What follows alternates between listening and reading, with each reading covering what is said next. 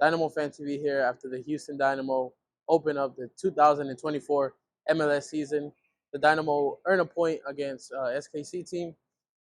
The first half was not the most exciting, right? If you are a fan of offensive football, but both teams, the Dynamo had around 56% possession at the end, so it wasn't truly a domination. Both teams had around the same amount of shots, right? But towards the end of the first half, the Dynamo were actually able to get the ball into the back of the net, but unfortunately, they had the goal called off due to offsides, right? But that's how it went into the half, 0-0, a deadlock.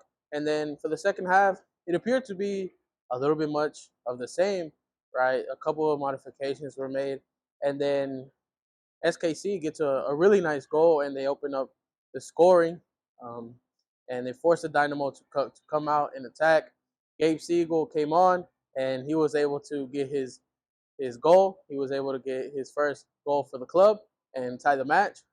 The Dynamo and SKC made a little bit more subs. We saw a former face, Memo Rodriguez, former homegrown, come in. But it was much of the same, right? The teams were a bit. It's what you see at the start of the season.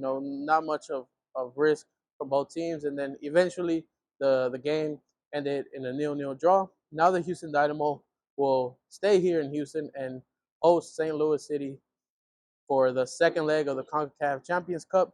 The scenarios are there. The Dynamo know what they need to do to pass. So let's hope the boys come out and play a really strong game. Dynamo Fan TV out.